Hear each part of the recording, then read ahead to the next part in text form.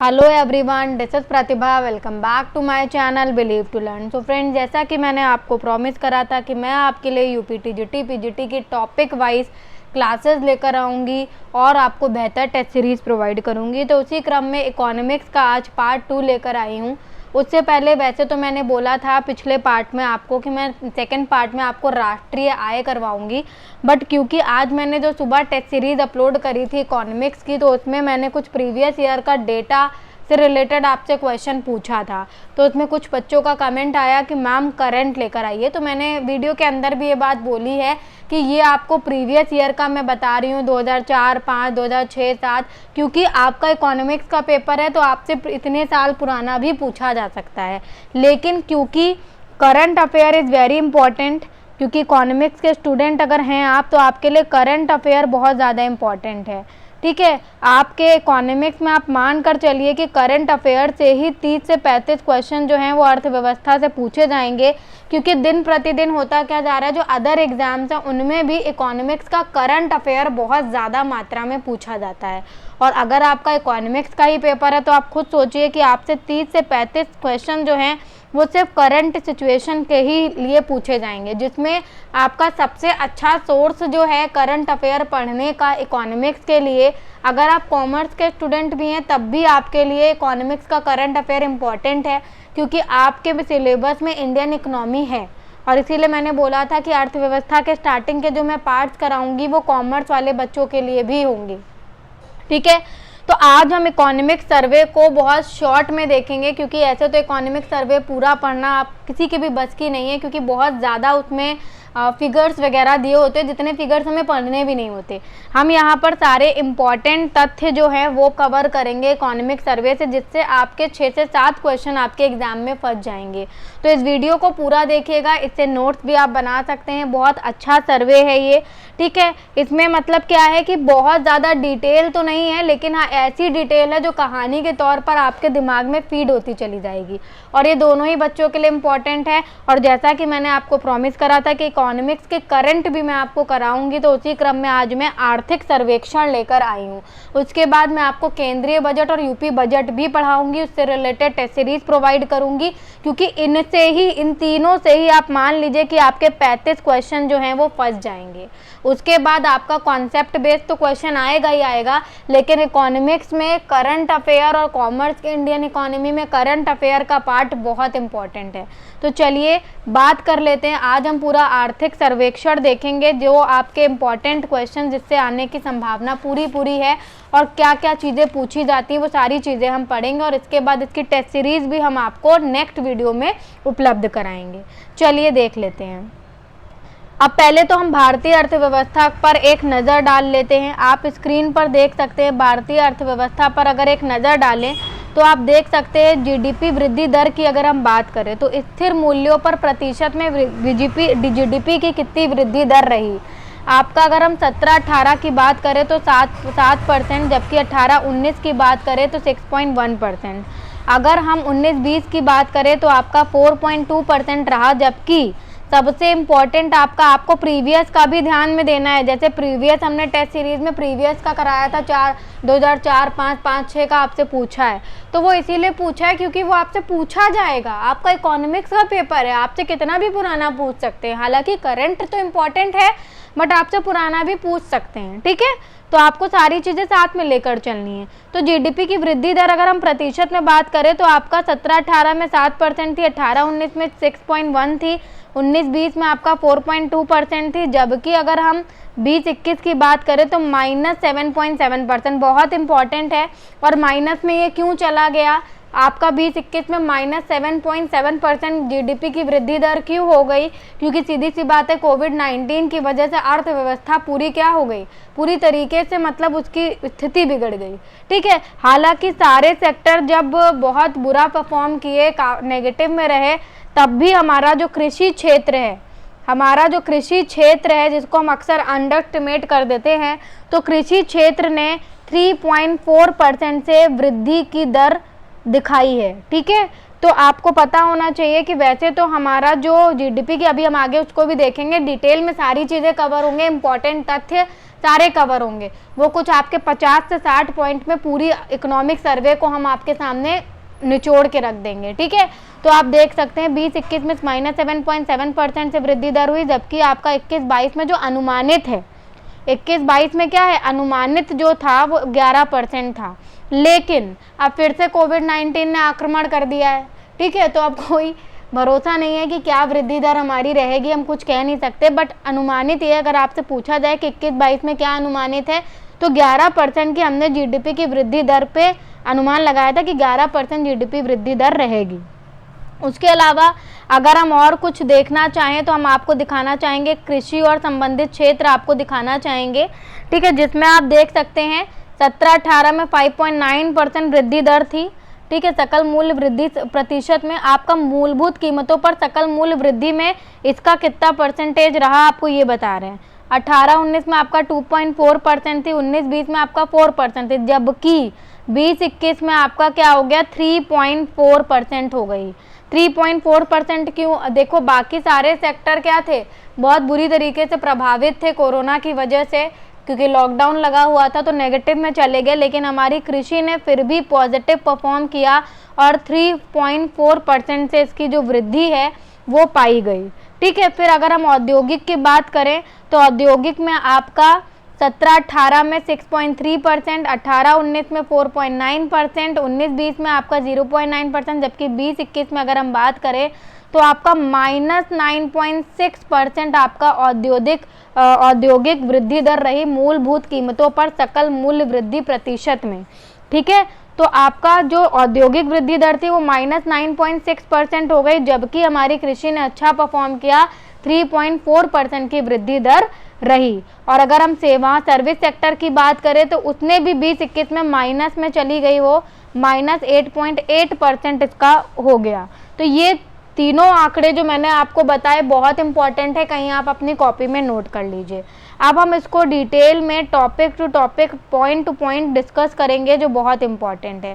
पहले तो मैं आपको कुछ बातें बताना चाहूँगी आर्थिक सर्वेक्षण के बारे में। देखिए इकोनॉमिक सर्वे 2020-21 का जो आपका कह सकते हैं कि थीम रहा, ठीक है, जो इसका थीम रहा है वो थीम क्या रहा है इस बार, सेविंग लाइव्स एंड लाइवलीहुड। क्या थीम रही है, saving lives and livelihood, and livelihood इसकी जो है थीम रही है। सेविंग लाइव्स एंड लाइवलीहुड लिख लो इसको कहीं, क्योंकि कोरोना की वजह से हमारा मेन जो अब ऑब्जेक्ट था 2020-21 की अगर हम बात करें तो सेविंग लाइव्स एंड लाइवलीहुड का था। तो भारत का आर्थिक सर्वेक्षण भारत सरकार के वित्त मंत्रालय कहाँ से द्वारा जारी करा जाता है, देखो भारत का आर्थिक सर्वेक्षण भारत सरकार के वित्त मंत्रालय द्वारा जारी एक वार्षिक दस्तावेज है जो हर साल लाया जाता है। यह मुख्य आर्थिक सलाहकार के मार्गदर्शन में आर्थिक मामलों के विभाग के वाणिज्य प्रभाग द्वारा तैयार किया जाता है। तो ये कुछ बातें आपको पता होनी चाहिए, जब उससे पहले हम पॉइंट पढ़े तो इससे पहले ये कुछ बातें आपको ध्यान में रखनी है। आमतौर पर संसद में केंद्रीय बजट पेश किए जाने से एक दिन पहले हम इकोनॉमिक सर्वे को पेश करते हैं, मतलब हम नहीं पेश करते हैं ऑब्वियसली, ठीक है, तो इसको पेश किया जाता है। भारत में पहला आर्थिक सर्वेक्षण वर्ष जो था, पहला आर्थिक सर्वेक्षण वर्ष कौन सा था, 1950-51 में प्रस्तुत किया गया था और 1964 तक इसको कैसे किया गया, 1964 तक इसे केंद्रीय बजट के साथ प्रस्तुत किया जाता था। बट वर्ष 1964 से, कब से, 1964 से के बाद से ही बजट से अलग कर दिया गया इकोनॉमिक सर्वे यानी कि आर्थिक सर्वेक्षण को। तो 2021 में आर्थिक सर्वेक्षण जो है वो 3 दिन पहले पेश किया गया। वैसे तो आपको पता है कि 1 दिन पहले पेश करते हैं, बट इस बार केंद्रीय बजट के 3 दिन पहले इसको पेश करा गया, क्योंकि क्या हुआ था, छुट्टी पड़ गई थी, ठीक है। तो 29 जनवरी को इकोनॉमिक सर्वे लाया गया और बजट आपका 1 फरवरी 2021 को आया, ठीक है। अब हम बात करते हैं किसके द्वारा लाया गया, तो सीधी सी बात है श्रीमती निर्मला सीतारमण द्वारा 29 जनवरी 2021। अब हम पॉइंट वाइज इसको पढ़ते हैं, ठीक है। केंद्रीय वित्त एवं कॉरपोरेट कार्य मंत्री श्रीमती निर्मला सीतारमण द्वारा 29 जनवरी 2021 को संसद में आर्थिक समीक्षा, ठीक है, इकोनॉमिक सर्वे 2020-21 पेश किया गया। कोविड योद्धाओं को समर्पित इस आर्थिक समीक्षा 2020-21 के महत्वपूर्ण तथ्य निम्नलिखित हैं। अब इसमें कुछ महत्वपूर्ण तथ्य हैं जिनके बारे में हम बात करते हैं, तो चलिए देखते हैं। सबसे पहले आप देख सकते हैं, कोविड-19 महामारी की शुरुआत के बाद भारत ने जीवन और आजीविका की सुरक्षा पर ध्यान केंद्रित कर लिया। सीधी सी बात है, कोविड-19 की महामारी के बाद भारत ने क्या करा, अगर आप इसको स्टोरी के तौर पर पढ़ेंगे तो आपके दिमाग में चीज़ें फीड हो जाएंगी। भारत ने जीवन और आजीविका की सुरक्षा पर ध्यान केंद्रित किया और महामारी, और आपको ये पता होना चाहिए कि इस बार जो आपका इकोनॉमिक सर्वे आया है वो 3 दिन पहले आया है, 29 फरवरी को। ये चीज़ आपको पता होनी चाहिए, ये क्वेश्चन ज़रूर बन सकता है, ठीक है, क्योंकि वो जानना चाहेंगे कि आप इकोनॉमिक्स के स्टूडेंट हैं भाई, आप नॉर्मल चीज़ों से अपडेटेड हैं कि नहीं। महामारी के फैलने को लेकर व्याप्त अनिश्चितता को ध्यान में रखते हुए सरकार नीति के तहत हैंसन और सार्जेंट के अनुसंधान को लागू किया गया। किसके अनुसंधान को लागू करा गया? हैंसन और सार्जेंट के अनुसंधान को लागू किया गया, जिसके तहत, इसका मतलब क्या है, जिसके तहत ऐसी नीति अपनाने की सिफारिश की गई है जिसमें बेहद विषम परिदृश्य में भी कम से कम लोगों की मृत्यु हो। मतलब बहुत ज़्यादा विषम परिस्थिति आ जाए उसके बाद भी कम से कम लोगों की मृत्यु हो, तो इसी को हम कह रहे हैं कि हैंसन और सार्जेंट के अनुसंधान को लागू किया गया। ठीक है, आगे बात करते हैं। बहुत इंपॉर्टेंट चीज़ें आपको यहाँ जानने को मिलेंगी। चीज़ों को पेन और कॉपी लेकर बैठिए, आप टू द पॉइंट भी लिख सकते हैं। इतना लंबा लंबा ना लिखना चाहें तो आपसे पॉइंट में लिख दे कि ये हुआ क्या, कौन सा अनुसंधान लागू करा गया, 3 दिन पहले बजट आया। ठीक है, इस तरीके से आप नोट बना सकते हैं। निर्मला सीतारमण द्वारा लाया गया, सीधी सी बात उन्हीं के द्वारा लाया जाएगा क्योंकि वो मिनिस्टर ऑफ फाइनेंस हैं। ठीक है, अब देखो, दीर्घकालिक लाभ हेतु अल्पकालिक कष्ट उठाने के लिए हमेशा तैयार रहने वाले भारत द्वारा किए गए विभिन्न साहसिक उपायों से ही देश में अनेक जिंदगियों को बचाना और वी आकार में आर्थिक विकास संभव हो पाया। अब देखो, यहाँ पर इन्होंने थोड़ी सी अपनी तारीफ करी है। ठीक है, क्या तारीफ करी है कि दीर्घकालिक लाभ हेतु अल्पकालिक कष्ट उठाने के लिए हमेशा तैयार रहने वाला जो भारत है उसके द्वारा कुछ विभिन्न साहसिक उपायों से ही जो देश में कई सारी जिंदगी को बचाना पॉसिबल हुआ, क्योंकि 2020 में मृत्यु दर काफ़ी कम था, इस बार भी 21 में भी कम रहा है, बट इस बार 2020 की अपेक्षा बहुत ज़्यादा रहा। ठीक है, वी आकार में आर्थिक विकास संभव हो पाया है।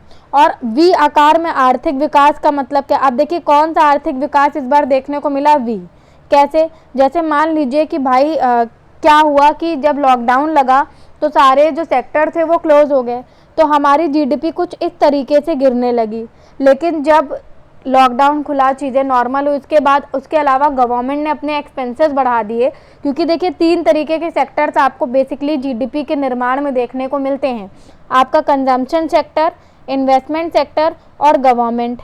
तो भाई कंजम्पशन और इन्वेस्टमेंट तो बहुत बुरी तरीके से प्रताड़ित हो गए थे, लेकिन गवर्नमेंट ने क्या करा कि तब एक्सपेंसेस अपने बढ़ा दिए ताकि जीडीपी को ज़्यादा गिरने से रोका जा सके। ठीक है, तो इस वजह से भी, और दूसरी वजह कि जब हमने हमारे देश के द्वारा जो विभिन्न प्रकार के कुछ साहसिक उपाय करे गए, तो उससे क्या हुआ कि हमारी जीडीपी थोड़ा सा गिरने के बाद फिर वो उठना शुरू हो गई। ठीक है, तो ये क्या बन गया, गिरने के बाद जब ये उठना शुरू हुई बहुत सारे उपायों के कारण, तो इसको हम क्या बोल रहे हैं कि वी आकार में आर्थिक विकास हमारे देश में संभव हो पाया। तो इस बार कौन सा आर्थिक विकास देखने को मिला है? वी आकार का। ठीक है, तो ये चीज़ आपको पता होनी चाहिए। फिर आगे देखते हैं, बहुत अच्छे से चीज़ें आपको समझ में आएंगी अगर आपने इसको देख लिया। बाकी आप पढ़ना चाहें तो 10 जगह से इकोनॉमिक सर्वे पढ़ ले, लेकिन आपके चीज़ें दिमाग में नहीं जाएंगी, दिमाग में बस लिमिटेड ही जाता है, तो उतना ही डालिए दिमाग में जितना आपके लिए ज़रूरी है, बहुत ज़्यादा कूड़ा भरने की ज़रूरत नहीं है। वर्ष 2020-21 की पहली तिमाही में जीडीपी में 23.9% की कमी, जबकि दूसरी तिमाही में जीडीपी में 7.5% की कमी वी शेप रिकवरी को दर्शाती है। अब देखो वी शेप रिकवरी को कैसे दर्शाती है कि पहले 2021 का जो 2021 का जो पहला तिमाही था उसमें जीडीपी में कितने प्रतिशत से कमी थी? 23.9% से कमी थी। जबकि अगर हम दूसरी तिमाही में बात करें तो जीडीपी में 7.5% यानी कि कम हुआ, कमी का आना कम हुआ। तो एक वी शेप का जो इकोनॉमी रिकवरी है उसको दिखा रहा है। रिकवरी को दर्शा रहा है कि हमारी इकोनॉमी ने 2021 में रिकवरी करी और वो किस तरीके की थी, वी शेप रिकवरी थी। ठीक है, फिर देखो, भारत एकमात्र ऐसा देश था जिसने आपूर्ति बढ़ाने के लिए संरचनात्मक सुधार घोषित किए ताकि उत्पादन क्षमताओं को कम से कम नुकसान हो। अब इन्होंने एक और तारीफ करी अपनी कि भारत एकमात्र ऐसा देश था जिसने आपूर्ति बढ़ाने के लिए संरचनात्मक सुधार घोषित किए ताकि उत्पादन क्षमता क्या हो सके, उसको कम से कम प्रभाव पड़े, कम से कम उत्पादन क्षमताओं में प्रभाव पड़े और कम से कम नुकसान हो। ठीक है, जैसा कि बीच में हो भी पाया, 21 में स्थितियां और बिगड़ गई हैं, बट बीच में ऐसा हुआ भी था। अब देखें, आर्थिक गतिविधियों पर लगी रोक को हटाने के साथ साथ मांग बढ़ाने को लेकर नीतियां बनाई गईं।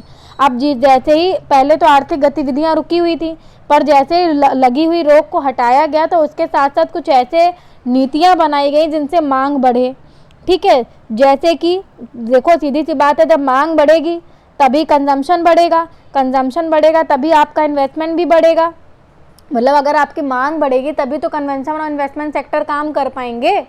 कंजम्पशन बढ़ेगा तो आप मार्केट में पैसा आएगा तो इन्वेस्टमेंट बढ़ेगा। ठीक है, तो उसके लिए कुछ नीतियां बनाई गई। नेशनल इंफ्रास्ट्रक्चर पाइपलाइन में सार्वजनिक निवेश को प्रोत्साहित किया गया ताकि मांग में वृद्धि हो। क्या करा गया इसके लिए, जो नेशनल इंफ्रास्ट्रक्चर पाइपलाइन है उसमें सार्वजनिक निवेश को प्रोत्साहित किया गया ताकि क्या करे जा सके, ताकि मांग में वृद्धि हो। आगे बात करते हैं, सारी जो इम्पोर्टेंट बातें आपको मिलती जाए नोट करते जाइएगा।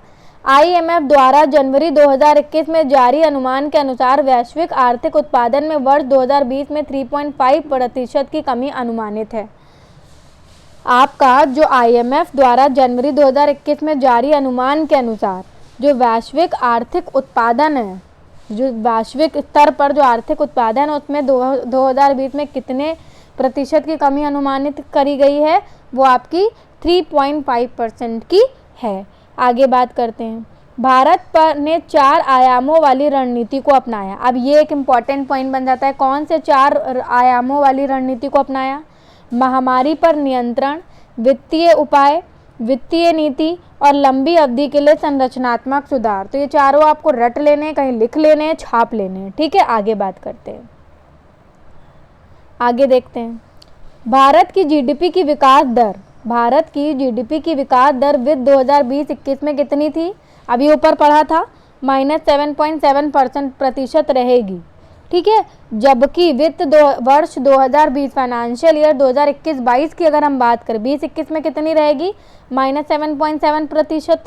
जबकि 21-22 में क्या अनुमान करा गया कि भारत का वास्तविक जीडीपी की विकास दर जो होगी वो 11% तथा सांकेतिक जीडीपी की विकास दर 50, मतलब आपका जो वास्तविक होगा उसकी विकास दर कितनी होगी। अगर वास्तविक पूछा जाए तो आप 11% बोलेंगे, लेकिन अगर सांकेतिक जीडीपी की विकास दर पूछी जाए तो आप 15.4% बोलेंगे, जो स्वतंत्रता प्राप्ति के बाद सबसे ज़्यादा होगी। मतलब इस बार हमने अनुमान लगाया था कि 21-22 में 15.4% रहेगी अगर हम सांकेतिक जीडीपी की बात करें, जो स्वतंत्रता प्राप्ति के बाद सबसे ज़्यादा रहेगी। हालांकि अब ये पॉसिबल होगा कि नहीं होगा, क्योंकि कोरोना ने फिर से अपना रूप दिखाया है। ठीक है, फिर देखते हैं, सरकारी खपत और निर्यात के विकास दर में और कमी नहीं आने दी, जबकि निवेश और निजी क्षेत्र खपत ने विकास दर को कम किया। और जो सरकारी खपत था या निर्यात था उसके विकास दर में कमी और नहीं आने दी गई। जबकि देखो हमने तुमसे क्या बोला, अभी हमने आप लोगों से क्या बोला कि भाई जीडीपी में 3 सेक्टर बहुत इंपॉर्टेंट है, आपका कंजम्पशन, इन्वेस्टमेंट और गवर्नमेंट एक्सपेंसेस। ठीक है, तो भाई ये दोनों सेक्टर तो बड़ी बुरी तरीके से प्रभावित थे, बट गवर्नमेंट ने अपने एक्सपेंसेस बढ़ा के जीडीपी को कंट्रोल में रखा। तो सरकारी खपत और निर्यात के विकास दर में और कमी नहीं आने दी, जबकि निवेश और निजी क्षेत्र खपत के विकास दर को कम किया गया। वित्त वर्ष 2020-21 की दूसरी तिमाही में बेहतर स्थिति रिकवर सरकारी खपत के कारण होगी, जिसमें 17% वृद्धि का अनुमान लगाया गया है। अब देखो, जो आपका 20-21 का वित्त वर्ष है उसमें दूसरी छमाही में बेहतर स्थिति देखने को मिलेगी, रिकवरी देखने को मिलेगी। और किसकी वजह से मिलेगी, सरकारी खपत के कारण। क्यों, और उसकी वजह से कितना वृद्धि का अनुमान लगाया गया है, आपका 17% वृद्धि का अनुमान लगा। इससे क्वेश्चन बनेंगे या टेस्ट सीरीज बनाएंगे तब आप फंसेंगे अगर आपने नहीं सुना। ठीक है, तो 17% वृद्धि का अनुमान लगाया गया है। और मैंने क्या बोला कि जब दोनों सेक्टर क्या है एकदम ठप पड़े हो तो गवर्नमेंट अपने एक्सपेंडिचर को बढ़ा लेती है ताकि क्या हो, वृद्धि करी जा सके, इकोनॉमी को रिकवर करा जा सके। ठीक है, फिर देखो वित्त वर्ष 2020-21 की दूसरी छमाही में निर्यात में 5.8%, आयात में 11.3% की कमी आने का अनुमान है। अब जो वित्त वर्ष 2020-21 है उसकी दूसरी छमाही में निर्यात में 5.8% और आयात में 11.3% की कमी आने का अनुमान है। ठीक है, लिख लो इसको कहीं। फिर वित्त वर्ष, ये सारे इंपॉर्टेंट पॉइंट हैं। वित्त वर्ष 2020-21 में चालू खाता बचत जीडीपी के 12% के बराबर होने का अनुमान, जो 17 वर्षों के बाद ऐसी स्थिति देखने को मिली है। आप क्या बोल रहे हैं कि जो 2021 का वित्त वर्ष में चालू खाता बचत जीडीपी के 2% के बराबर होगा। जो चालू खाता बचत होगी वो जीडीपी के 2% के बराबर होने का अनुमान है, जो 17 वर्ष के बाद ऐसी स्थिति देखने को आपको मिलेगी। आगे बात करते हैं, देखो आगे देख लो। आपूर्ति में वित्त वर्ष 2020-21 के लिए ग्रॉस वैल्यू एडेड GVA की विकास दर -7.2% रहने का अनुमान, जो कि वित्त वर्ष 2019-20 में 3.9% थी। अब यहाँ पर जीडीपी की बात नहीं करी गई है, किसकी बात करी गई है? GVA की बात करी है। अभी देखो हम इसको डिटेल में तब पढ़ेंगे जब हम इससे रिलेटेड टॉपिक को पढ़ रहे होंगे। अभी हम क्या पढ़ रहे हैं? अभी हम इकोनॉमिक सर्वे पढ़ रहे हैं। आई होप सो कि आपको जीडीपी और GVA पता होगा, बट स्टिल हम टॉपिक वाइज क्लासेस तो लेंगे ही। आपूर्ति में वित्त वर्ष 2020-21 के लिए ग्रॉस वैल्यू एडेड, क्या नाम है? ग्रॉस वैल्यू एडेड GVA की विकास दर कितनी प्रतिशत का रहने का अनुमान है? -7.2%, जो कि वित्त वर्ष 2019-20 में कितना था? आपका 3.9 था। अब ये भी माइनस में चला गया, -7.2% 2021 में।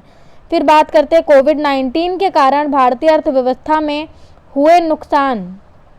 कोविड-19 के कारण भारतीय अर्थव्यवस्था में हुए नुकसान को कम करने में कृषि, बहुत बड़ी बात है, मैंने अभी आपको इससे पहले बताया कि कृषि ने महत्वपूर्ण भूमिका निभाई या निभाएगा, जिसकी विकास दर वित्त वर्ष 2020-21 के लिए कितनी आंकी गई है?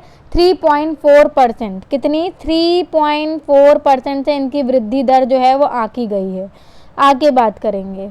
आगे है वित्त वर्ष 2020-21 के दौरान उद्योग और सेवा क्षेत्र में क्रमशः, देखो मैंने पहले भी ऊपर आपको बताया था 9 अब देखिए कमी यहाँ पर लिखा है, या माइनस नहीं लिखा। वृद्धि दर लिखते तो माइनस लिख देते, उन्होंने ऑलरेडी बोल दिया कि कमी हुई है।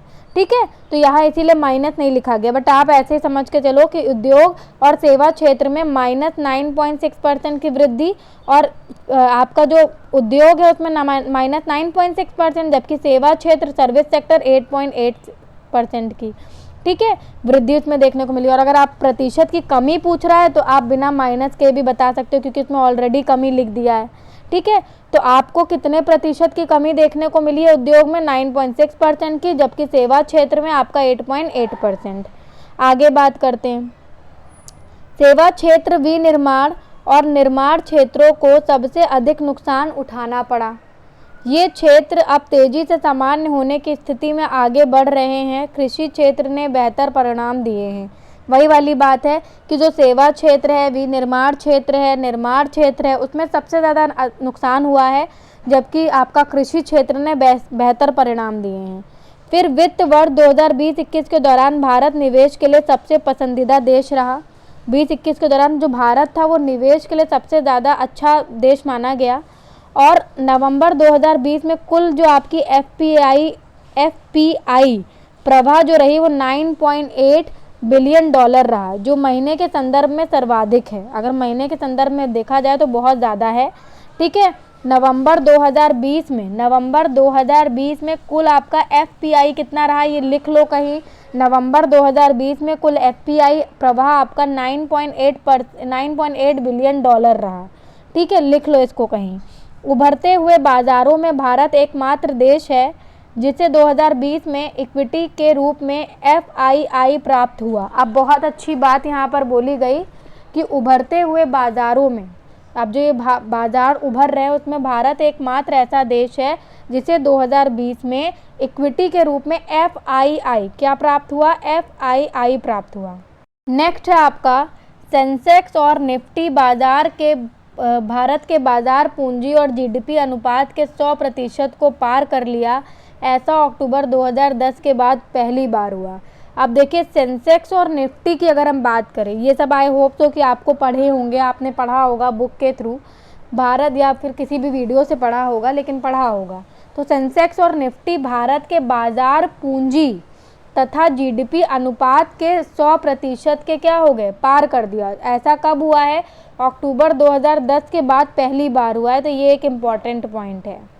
फिर देखो वित्त वर्ष 2020-21 की दूसरी छमाही की अगर हम बात करें तो दूसरी छमाही में निवेश में 0.8% की मामूली कमी आने का अनुमान, जबकि पहली छमाही में 29% की तेज गिरावट दर्ज की गई थी। अब देखो क्या बोला गया कि 2020-21 का वित्त वर्ष है, उसमें दूसरी छमाही में कितने निवेश में कितना परसेंट मामूली कमी आने की, 0.8%, जबकि पहली छमाही में तो 29% की तेज गिरावट देखी गई थी।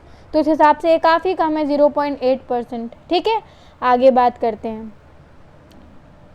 फिर देखते हैं वित्त वर्ष 2020-21 की पहली छमाही में चालू खाता बचत जीडीपी का 3.1%, सेवा क्षेत्र के निर्यात में तेजी और मांग में कमी से निर्यात की तुलना में आयात में कमी आई।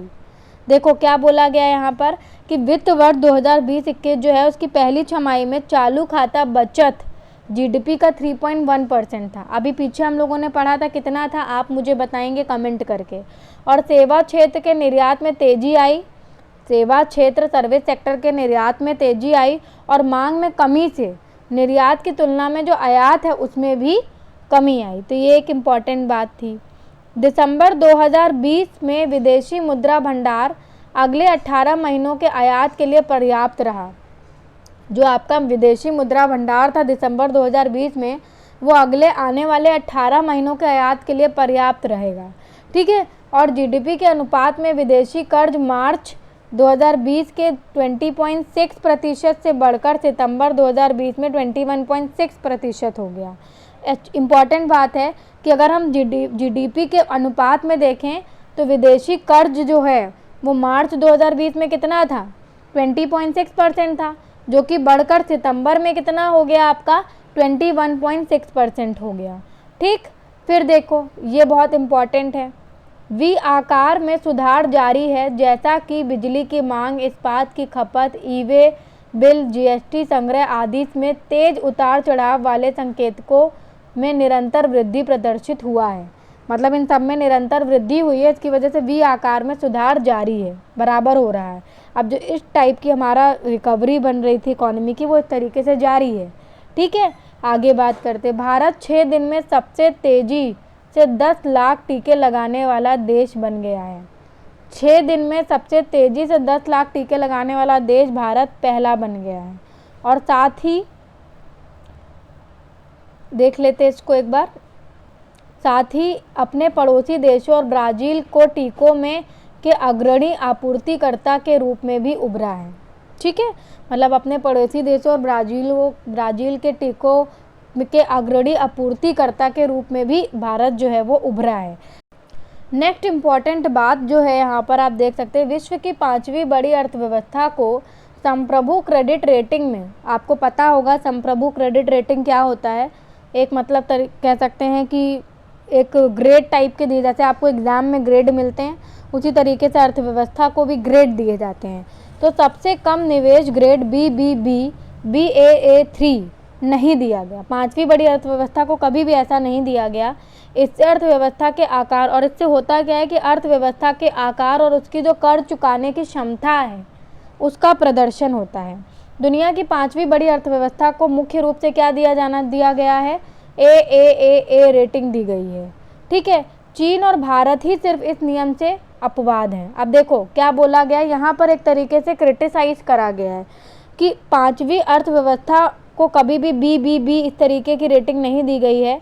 और अगर इससे बेसिकली क्या होता है कि कर्ज चुकाने की जो क्षमता है उसका पता चलता है, और क्या पता चलता है, पीछे अभी हमने देखा अर्थव्यवस्था के आकार के बारे में पता चलता है। तो उस हिसाब से दुनिया की 5वीं बड़ी अर्थव्यवस्था को मुख्य रूप से AAA रेटिंग दी गई है। लेकिन चीन और भारत के साथ ऐसा नहीं होता। चीन और भारत ही सिर्फ इस नियम के क्या हैं, अपवाद पाए जाते हैं। जैसा कि आप देख सकते हैं, चीन को 2005 में AA2 की रेटिंग दी गई, जबकि भारत को, आप खुद देख लीजिए, भारत को BAA3 रेटिंग दी गई है। तो यहाँ पर कहीं ना कहीं उन्होंने पिछली बात के तहत एक तरीके से ये दिखाने की कोशिश करी है कि यहाँ पर एक्सेप्शन हो रहा है, यहाँ पर कहीं ना कहीं क्या हो रहा है, गलत हो रहा है, भारत को सही रेटिंग नहीं दी जा रही। लेकिन फिर भी अगर आपसे पूछा जाता है कि भारत को क्या रेटिंग दी गई है, तो BBB या BAA3 रेटिंग जो है वो भारत को दी गई है। और इसीलिए ऊपर इन्होंने साफ बोला है कि 5वीं बड़ी अर्थव्यवस्था को कभी भी BBB नहीं दिया गया है ना, उसको मतलब क्या है, AAA रेटिंग दी गई है, लेकिन चीन और भारत इसके अपवाद हैं। तो यहाँ पर आप चीज़ों को समझ सकते हैं। मैं और कुछ ज़्यादा नहीं बोलना चाहूँगी, क्योंकि अभी हम पढ़ाई के पर्पज़ से ये वीडियो बना रहे हैं। सार्वजनिक व्यय GDP के 1% से बढ़कर 2.5 से 3% जो सार्वजनिक व्यय है आपका, ठीक है, वो GDP के एक ऑलमोस्ट आप सारी चीज़ें किसके इर्द गिर्द देखते हैं, GDP से ही तो देखते हैं। तो GDP के 1% से बढ़कर कितना हो गया, 2.5 से 3% होने के से स्वास्थ्य देखभाल पर लोगों द्वारा किए जाने वाला जो खर्च है वो 65% से बढ़कर 35% होने का अनुमान है। क्योंकि सार्वजनिक व्यय जो है वो GDP के 1% से कितना बढ़ गया, 2.5 से 3% होने के स्वास्थ्य देखभाल पर लोग, मतलब उसके होने की वजह से स्वास्थ्य देखभाल पर लोगों द्वारा जो किए जाने वाला खर्चा था वो 65% से घटकर आपका 35% होने का अनुमान है। भारत ने वैश्विक नवोन्मेष इंडेक्स की वर्ष 2007 में शुरुआत के बाद 2020 में पहली बार शीर्ष 48 स्थान नवोन्मेषीय देशों में के क्लब में प्रवेश किया। तो ये एक इम्पॉर्टेंट बात है। मध्य और दक्षिण एशिया के संदर्भ में अगर हम बात करें तो वह पहले नंबर पर है, और निम्न और मध्य आय वर्ग की बात करें तो अर्थव्यवस्थाओं में वह तीसरे नंबर पर है। ठीक है, दूसरा है आपका अनुसंधान एवं विकास पर भारत का सकल घरेलू व्यय जो है, भारत का सकल घरेलू व्यय जो है GERD 10 शीर्ष अर्थव्यवस्थाओं की तुलना में सबसे कम है। अगर हम अनुसंधान और विकास पर भारत का सकल घरेलू व्यय के बारे में बात करें कि अनुसंधान और विकास पर भारत का कितना व्यय हो रहा है, सकल घरेलू व्यय 10 शीर्ष अर्थव्यवस्थाओं की बात करें तो उसमें सबसे कम है। भारत की महत्वाकांक्षा है कि वह नवोन्मेष के मामले में शीर्ष 10 अर्थव्यवस्थाओं में से प्रतिस्पर्धा करे। अब ये एक अच्छी बात है कि भारत की महत्वाकांक्षा क्या है कि जितने भी नवोन्मेष देश हैं उनके मामले में वो शीर्ष जो सबसे टॉप की जो 10 अर्थव्यवस्थाएं हैं उनमें से उनसे प्रतिस्पर्धा करे, उनसे कंपटीशन करे। देश में किए जाने वाले कुल पेटेंट आवेदनों में भारतीयों की भागीदारी को मौजूदा 36% से बढ़ाकर और अधिक करना है। इन्होंने क्या कहा कि देश में किए जाने वाले जो कुल पेटेंट आवेदन हैं उसमें भारतीयों की भागीदारी को मौजूदा 36% से बढ़ाकर आपका और अधिक करना है, जो कि 10 शीर्ष बड़ी अर्थव्यवस्थाओं के 62% के औसत से बहुत कम है। क्योंकि क्या है, और अधिक क्यों करना है, क्योंकि जो 10 शीर्ष बड़ी अर्थव्यवस्थाएं हैं, टॉप 10 जो आपकी बड़ी अर्थव्यवस्थाएं हैं उसके 62% से के औसत से अगर देखा जाए तो बहुत कम है। ठीक है, फिर बात करते हैं स्वास्थ्य देखभाल के क्षेत्र में PMJAY आपने देखा होगा, प्रधानमंत्री की बात करी, प्रधानमंत्री द्वारा जो योजनाएं उनके बारे में बात करी जा रही है। ठीक है, तो आपका PMJY जो है कि प्रभाव का आकलन, अब आपको इसका फुल फॉर्म हमें कमेंट करके बताना है। ठीक है, PMJY के प्रभाव का आकलन राष्ट्रीय परिवार देखभाल सर्वेक्षण NFHS 4 2015-16 और NFHS 5 2019-20 के आधार पर भेद विभेद विश्लेषण के जरिए किया गया, जो इस प्रकार है। देखो यहाँ पर इन्होंने क्या बोला कि जो स्वास्थ्य देखभाल का क्षेत्र है उसमें PMJY के प्रभाव का आकलन राष्ट्रीय परिवार देखभाल सर्वेक्षण 4 2015-16 और 2019-20 के आधार पर भेद और विभेद विश्लेषण के जरिए किया गया, जो इस प्रकार है। तो आप देख सकते हैं कि किस तरीके से फ़र्क आया। ठीक है, स्वास्थ्य बीमा कवरेज को बढ़ाया जाना। सबसे पहला इम्पॉर्टेंट क्या है कि स्वास्थ्य बीमा कवरेज जो है वो बढ़ाया गया। स्वास्थ्य बीमा कराने वाले परिवारों की संख्या बिहार, असम और सिक्किम में अगर बात करें तो 2015-16 से 2019-20 तक की अवधि में कितनी रही? 89% रही, जबकि इसी अवधि में पश्चिम बंगाल में 12% से गिरावट दर्ज की गई।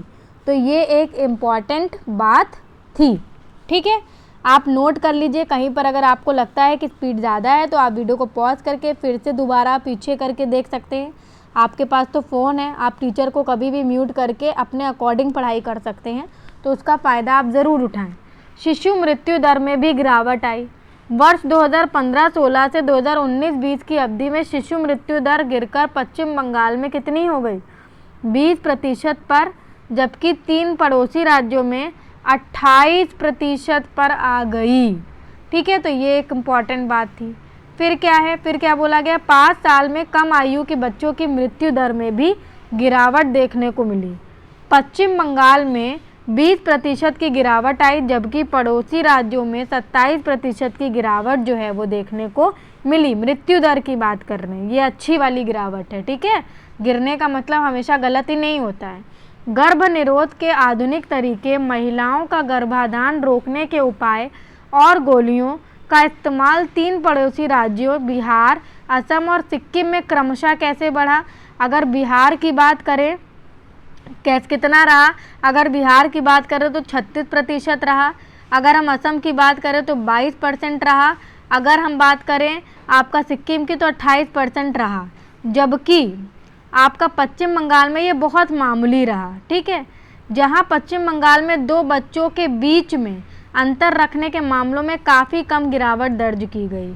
ठीक है, पश्चिम बंगाल की बात करें तो 2 बच्चों के बीच में अंतर रखने, जैसे बोला जाता है कि 3 साल का अंतर होना चाहिए, तो उसमें काफ़ी कम गिरावट दर्ज की गई। वही उक्त 3 राज्यों जो भी ऊपर हमने पढ़े, असम, बिहार और सिक्किम, उसमें 37% रही। ठीक है, आगे बात करते हैं। उक्त 3 राज्यों में पश्चिम बंगाल की तुलना में माता और शिशु की देखभाल के मामलों में काफ़ी सुधार दर्ज किया गया, काफ़ी सुधार पाया गया। और 2012 के मुकाबले वर्ष 2018 में देश के सभी राज्यों में बुनियादी आवश्यकताओं तक लोगों की पहुंच में पर्याप्त सुधार किया गया है। और अगर हम इसको आपको थोड़ा सा और छोटा करके दिखाएं तो केरल, पंजाब, हरियाणा और गुजरात में यह सर्वोच्च स्तर पर पाया गया। कहाँ सबसे अच्छा पाया गया है? केरल में, पंजाब में, हरियाणा में और गुजरात में, जबकि ओडिशा, झारखंड, पश्चिम बंगाल और त्रिपुरा में यह सबसे कम रहा। तो ये कहीं लिख लो आप लोग।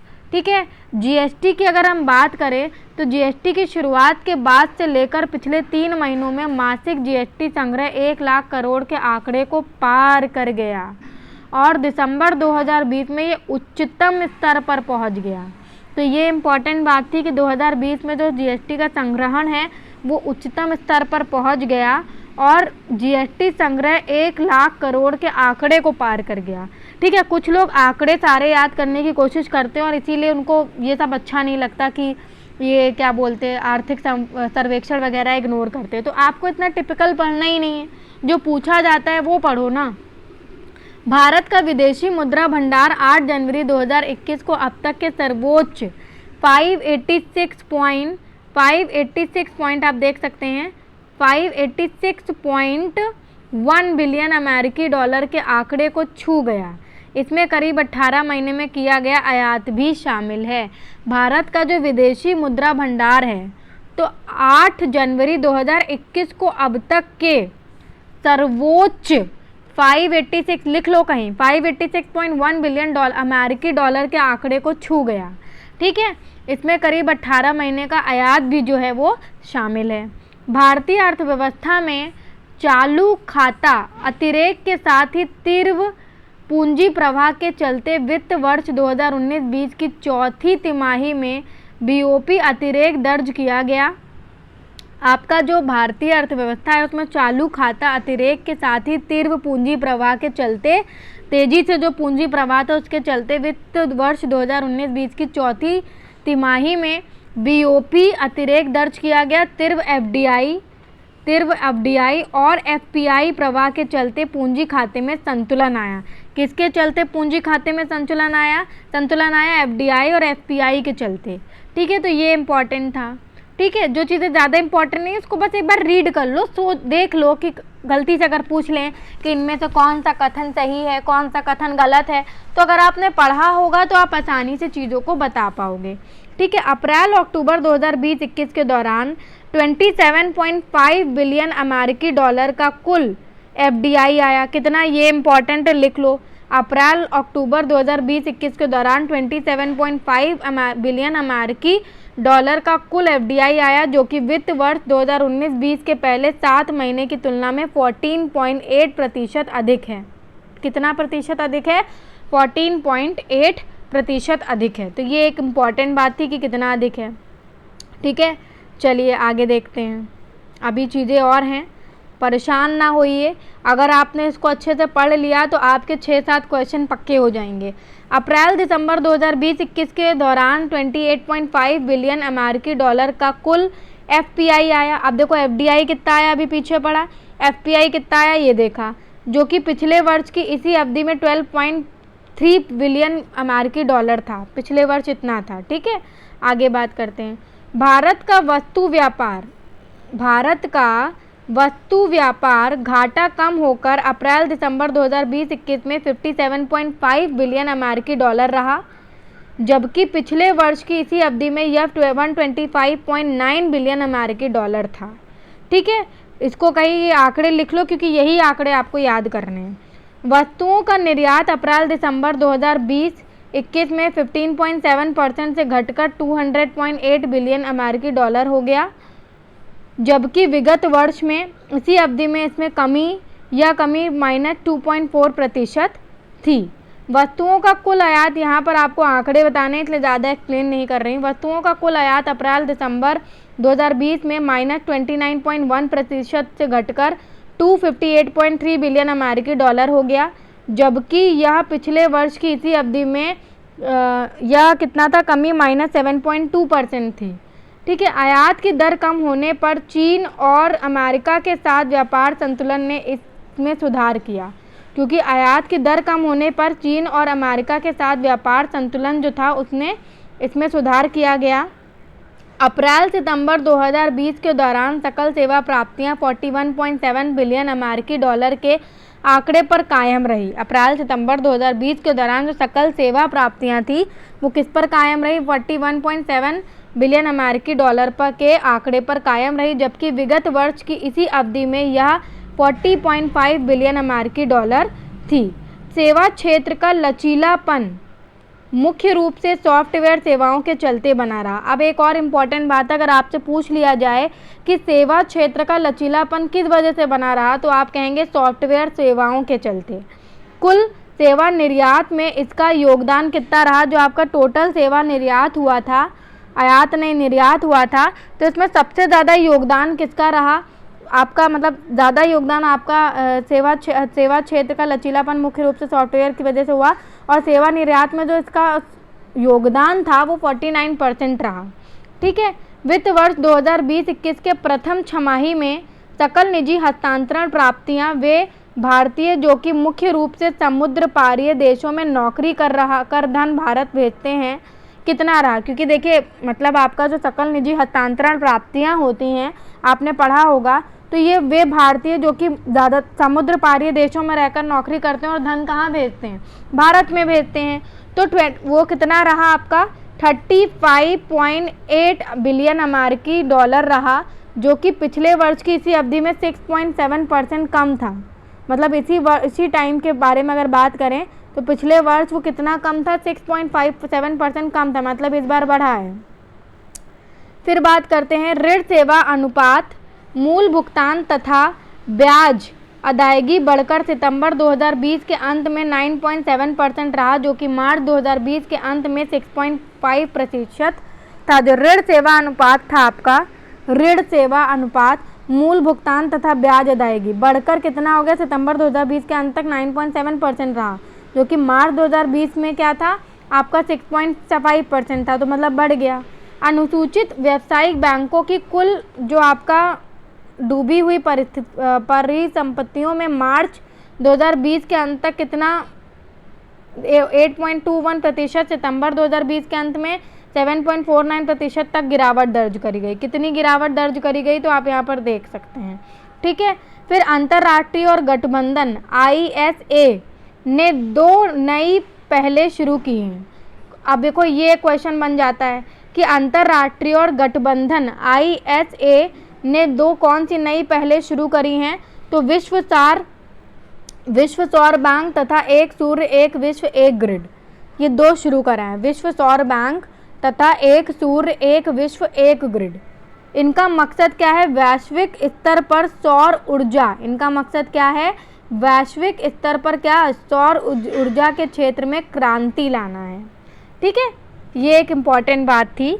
फिर देश के सकल मूल्यवर्धन GVA में कृषि और सहायक क्षेत्रों की हिस्सेदारी वर्ष 2020-21 में 19.9% तथा वर्ष 2019-20 के लिए स्थिर मूल्यों पर 17.8% रही। राष्ट्रीय आय के CSO अंतिम अनुमान 29 मई 2020 के अनुसार ये दिया गया, इसके अनुसार था। ठीक है, जैसा कि CSO का मैंने आज सुबह आपको इससे रिलेटेड काफ़ी सारी टेस्ट सीरीज सॉल्व कराई, मतलब बहुत सारे क्वेश्चन सॉल्व कराए। तो वर्ष 2019-20 में 13,50,000 करोड़ रुपए के लक्ष्य के विपरीत वास्तविक कृषि ऋण प्रवाह कितना हुआ आपका? आप देख सकते हैं 13,92,469.81 करोड़ रुपए था। वर्ष 2020-21 के लिए लक्ष्य कितना था आपका? 15 लाख करोड़ रुपए था। और 30 नवंबर 2020 तक आपका कितना दिया गया है? 9,73,517.80 करोड़ रुपए दिए गए। ठीक है, बेसिकली 2019-20 में 13,50,000 करोड़ रुपए का लक्ष्य था, बट क्या हुआ? उसके विपरीत वास्तविक जो आपका कृषि ऋण प्रवाह रहा वो आपका 13,92,469.81 करोड़ रुपए था, जो कि ज़्यादा था। वर्ष 2020-21 के लिए लक्ष्य कितना था? 15 लाख करोड़ है। ठीक है, वर्ष 2020-21 के लिए लक्ष्य कितना था? 15 लाख करोड़ था। लेकिन 30 नवंबर 2020 तक इसको कितना देखा गया है? 9,73,517.80 करोड़, यानी कि उससे कम है। ठीक है, नेक्स्ट हम बात करते हैं प्रधानमंत्री किसान योजना के बारे में। इसके अंतर्गत वित्तीय लाभ की 7वीं किस्त में दिसंबर 2020 में देश के 9 करोड़ किसान परिवारों के बैंक खातों में सीधे जमा करी गई। तो ये एक इम्पॉर्टेंट बात है कि प्रधानमंत्री किसान योजना के अंतर्गत वित्तीय लाभ की 7वीं किस्त जो है वो 7वीं किस्त में दिसंबर 2020 में देश के 9 करोड़ किसान परिवारों के बैंक खातों में सीधे जमा करी गई है। वर्ष 2019-20 के दौरान मत्स्य उत्पादन सबसे अधिक 14.16 मिलियन मीट्रिक टन तक पहुंच गया। मत्स्य पालन क्षेत्र यानी कि मछली पालन क्षेत्र से राष्ट्रीय अर्थव्यवस्था में सकल मूल्यवर्धन GVA 2,12,915 करोड़ रुपए रहा, जो कि कुल राष्ट्रीय GVA का कितना था? 1.24%, बहुत ज़्यादा था समझ लीजिए। और कृषि GVA का कितना रहा? 7.28%। इम्पॉर्टेंट है, लिख लो कहीं। आत्मनिर्भर भारत पैकेज के बारे में अब बात करते हैं। करीब 8 करोड़ प्रवासियों NFSA अथवा राज्य राशन कार्ड वाले शामिल नहीं हैं इसमें। ठीक है, तो करीब 8 करोड़ प्रवासियों को करीब 3,109 करोड़ रुपए की सब्सिडी के साथ 4 महीने यानी कि मई से अगस्त की अवधि के लिए प्रति माह प्रति व्यक्ति 5 किलोग्राम अनाज दिया गया। इम्पॉर्टेंट बात है। भारत के GDP का 15% प्रोत्साहन पैकेज के साथ आत्मनिर्भर भारत अभियान घोषित करा गया था। ठीक है, वर्ष 2019 के लिए ईज ऑफ डूइंग बिजनेस, वर्ष 2019 के लिए ease of doing business EOB सूचकांक में भारत का रैंक ऊपर उठकर 2020 में 63 स्थान पर आ गया, और जो कि 2008 में डूइंग बिजनेस रिपोर्ट के अनुसार 77वें स्थान पर था। ठीक है, आप किस पर आ गए? 63 पर आ गया। भारत ने 10 संकेतकों में से 7 में अपनी स्थिति में सुधार करा। ठीक है, उसके बाद रिपोर्ट के अनुसार भारत को शीर्ष 10 सुधारकों में से एक के रूप में स्वीकृति मिली। 3 वर्षों में 67वें रैंक में सुधार के साथ ऐसा तीसरी बार हुआ है। वर्ष 2011 के बाद किसी बड़े देश की यह सबसे ऊंची छलांग है। अगर हम 2011 की बात करें तो उसके बाद ये किसी भी बड़े देश की सबसे ऊंची छलांग है, तो ये एक इम्पॉर्टेंट बात है।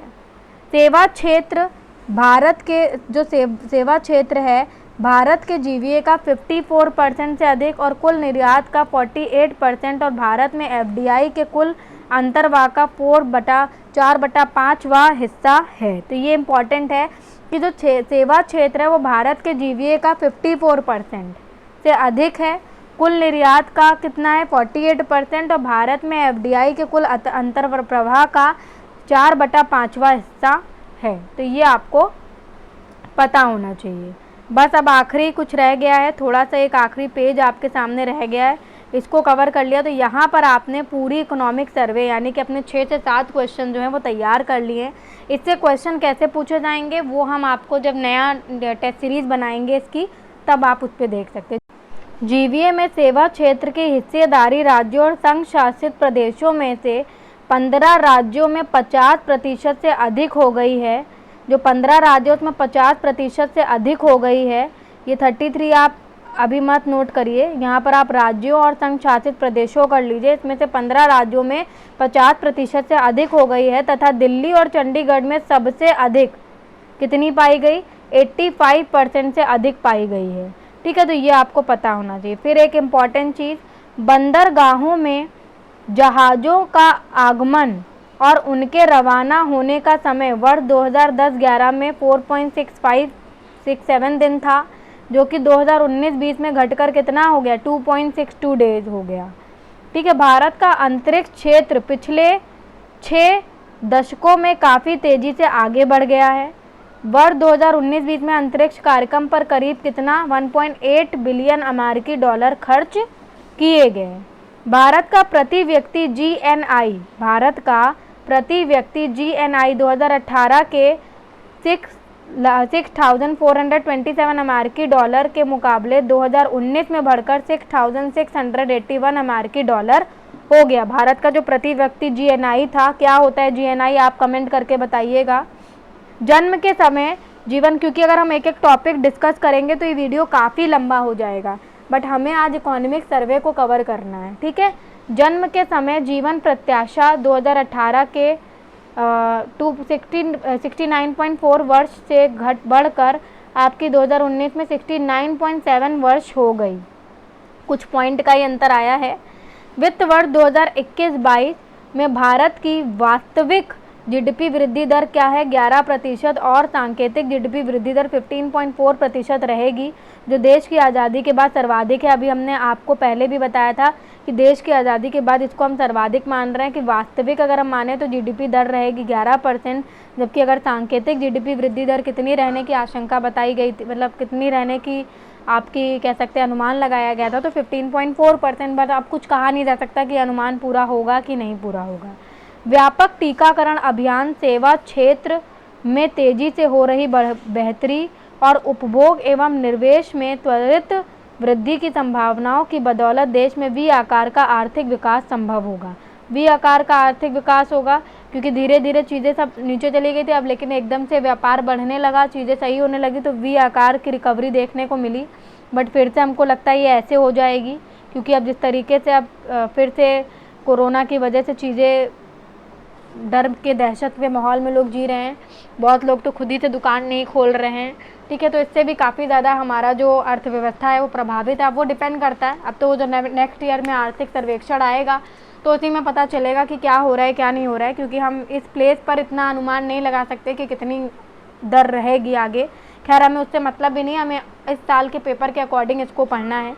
2019-20 की विकास दर की तुलना में वास्तविक जीडीपी में 2.4% की वृद्धि दर्ज, जिसका मतलब यही है, और 2019-20 की जो विकास दर की तुलना में वास्तविक जीडीपी में कितना हुआ है 2.4% की वृद्धि दर्ज, जिसका मतलब यही है कि अर्थव्यवस्था में 2 वर्षों में ही महामारी पूर्व स्तर पर पहुंचने के साथ साथ इसे भी आगे निकल जाएगी।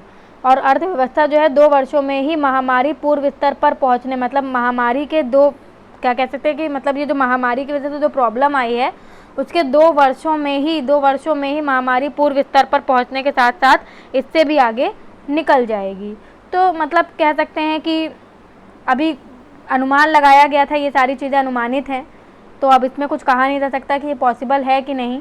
ये अनुमान दरअसल IMF के पूर्वानुमान के अनुरूप ही है, IMF के अनुमान के हिसाब से है, जिनमें कहा गया कि भारत की वास्तविक GDP वृद्धि दर वित्त वर्ष 2021-22 में 11.5% है रहेगी और वित्त वर्ष 2022-23 में 6.8% रहेगी। तो अब आप एक चीज़ देख सकते हैं कि मतलब इन्होंने ये बोला कि उससे भी कमी आएगी, 2 वर्षों में ही महामारी पूर्व स्तर पर पहुंचने के साथ साथ इससे भी आगे निकल जाएगी। तो उसी क्रम में इन्होंने बोला कि 21-22 में 11.5% रहेगी, जबकि आपका 22-23 में 6.8% रहेगी। वास्तविक GDP आई होप सो कि आपको पता होगा कि रियल GDP का बढ़ना घटना क्या सही है क्या गलत है, आपको पता ही होगा। फिर भी हम आगे जब क्लासेस लेंगे तो इसमें भी एक्सप्लेन करेंगे। IMF के अनुसार भारत अगले 2 वर्षों में सबसे तेज़ी से बढ़ने वाली अर्थव्यवस्था बन जाएगा, जैसा कि हमने पीछे भी बोला। बाहरी क्षेत्रों से भी भारत में विकास को काफ़ी सहारा मिला। दरअसल चालू खातों में अधिशेष वर्ष की प्रथम छमाही के दौरान GDP का 3.1% रहा, जो कि सेवा निर्यात में उल्लेखनीय वृद्धि और कम मांग की बदौलत संभव हुआ। तो यहाँ पर हमने बहुत सारे बेसिक पॉइंट जो थे आर्थिक सर्वेक्षण के, आपके इकोनॉमिक सर्वे के जो करंट से रिलेटेड थे इम्पॉर्टेंट पॉइंट हमने पढ़े।